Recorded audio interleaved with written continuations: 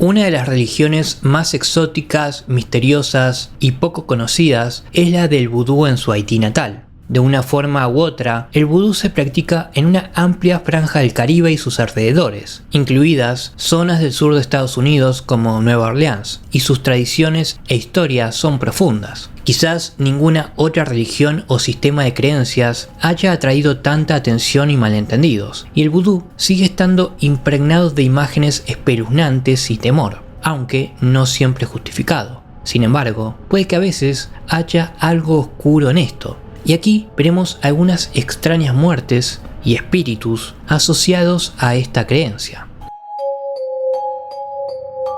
El misterio tiene oscuras historias que claman ser contadas. Yo soy Paul, y esta es una de esas historias.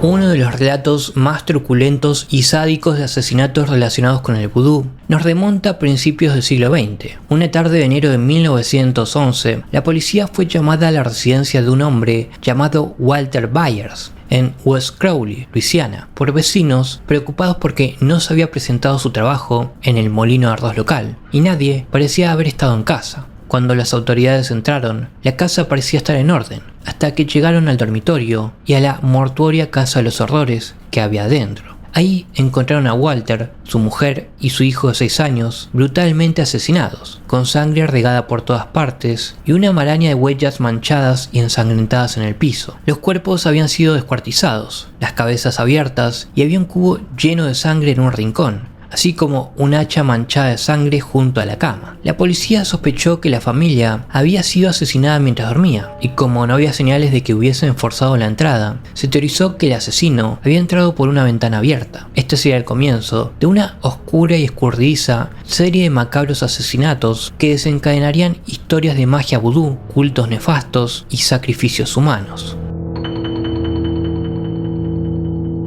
El asesinato fue particularmente truculento, llegando a los titulares sensacionalistas. Mientras tanto, la policía no podía averiguar por qué habían sido elegidos para ser asesinados. Walter era muy querido y no tenía enemigos conocidos, por lo que nadie podía encontrar un motivo por el que alguien quisiera asesinarlo a él y a su familia de una forma tan aterradora. Mientras los investigadores trataban de descifrar todo, al mes siguiente se produjo otro asesinato en masa. Esta vez de Alexander Andrews, su esposa Minnie y sus 2 hijos pequeños, todos encontrados igualmente descuartizados y mutilados en sus habitaciones por un hacha y con un cubo de sangre en el lugar de los hechos. Al mes siguiente se encontró a otra familia en el mismo estado mórbido, esta vez formada por Alfred y Elizabeth Casway y sus 3 hijos en San Antonio, Texas. En ese momento la policía sospechó que los asesinatos no solo estaban relacionados, sino que tenían una motivación racial, ya que las familias Byers, Andrews y Casway eran pobres y negras. La policía sospechaba que tenían entre manos a un asesino en serie, probablemente alguien rico y blanco. Esto desbarató la investigación desde el principio, ya que buscaban en la dirección equivocada. La primera pista realmente buena que tuvieron fue la del amante de un hombre negro de la zona llamado Raymond Bernabet, que dijo que se había jactado de matar a la familia Andrews después de llegar a la casa con la ropa manchada de sangre. Fue detenido y durante el juicio su propia hija Clementine, de 17 años, y su hijo Zephyrin también afirmaron que su padre, muy abusivo con ellos, y les había obligado a ayudarle a deshacerse de las pruebas de los asesinatos. En noviembre de 1911, Norbert y Asima Randall, de Lafayette, fueron asesinados junto con sus 4 hijos,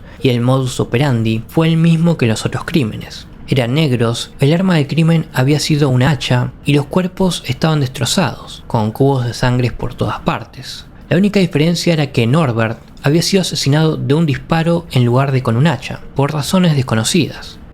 Curiosamente, durante esta investigación, la policía dirigió sus sospechas hacia la hija de Clementine Bernabet, ya que los Bernabet vivían cerca de los Randall. Había sangre en la cerradura de su puerta y, lo que es más grave, había, como decía un periódico, un traje completo de mujer en su habitación, saturado de sangre y cubierto de sesos humanos, así como sangre en la ropa de Clementine. Aunque su hermano tenía coartada, Clementine fue detenida bajo sospecha de asesinato, al igual que su padre. Pero incluso entonces, los asesinatos no pararon, de hecho se intensificaron.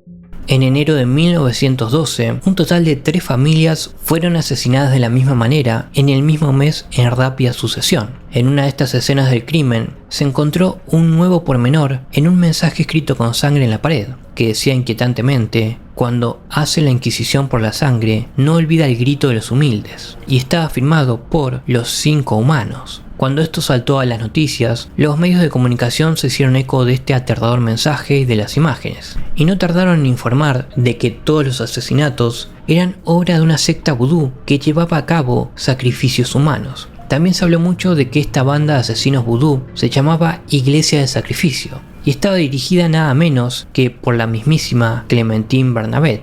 Todo esto fue un circo mediático que creó una histeria colectiva, y la gente dio un paso al frente con todo tipo de informes sobre rituales secretos de vudú que se estaban llevando a cabo en los parajes salvajes de los alrededores de la ciudad. Mientras tanto, Clementine se negó a cooperar con las autoridades, lo que aumentó su sentimiento de culpabilidad. Justo cuando todo el asunto vudú estaba alcanzando su punto álgido y la policía luchaba desesperadamente por averiguar quién estaba llevando a cabo todos estos asesinatos, Clementine salió de repente con una espantosa confesión.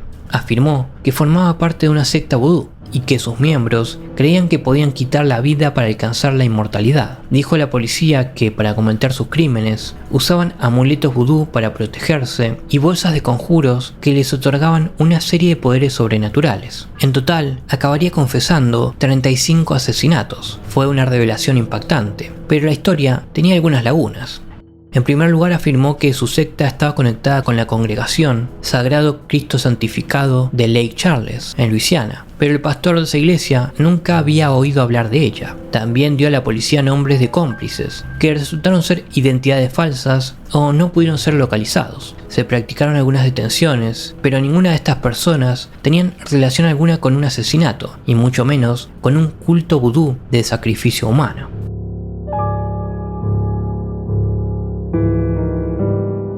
Incluso el sacerdote vudú, que según ella le había vendido sus amuletos mágicos, no era más que un herbolario que no tenía ni idea de lo que hablaba la policía. Además, su historia era muy contradictoria y los pormenores cambiaban con frecuencia en cada relato, por lo que pronto se hizo evidente que la confesión de Clementine probablemente no era lo que parecía. Sin sospechosos ni pruebas, la policía desestimó en gran medida sus disparatadas afirmaciones y dudó que hubiese cometido tantos asesinatos como aseguraba. Pero la acusaron de los asesinatos de Randall debido a las pruebas sangrientas encontradas en su poder, y fue condenada a cadena perpetua en la penitenciaría estatal de Angola, cerca de Baton Rouge, la capital del estado de Luisiana, a la tierna edad de 19 años.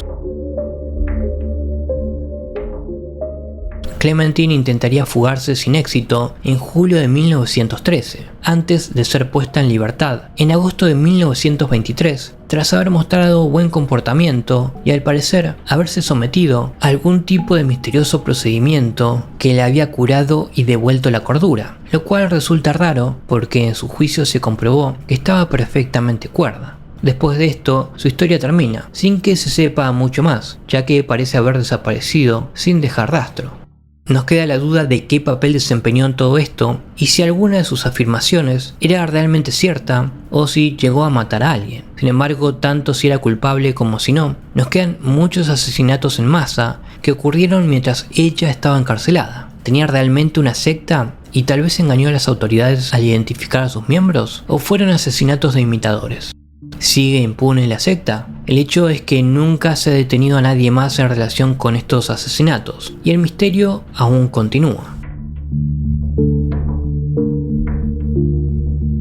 ¿Existe alguna influencia siniestra detrás de estas muertes? ¿Hay alguna magia oscura que las impregna? ¿Qué debemos pensar de todas las extrañas pistas, pormenores y rarezas generales de casos como este? Tanto si tiene que ver con el vudú o la magia negra como si no. Lo cierto es que todo teje un tapiz de lo extraño, y todo es condenadamente aterrador.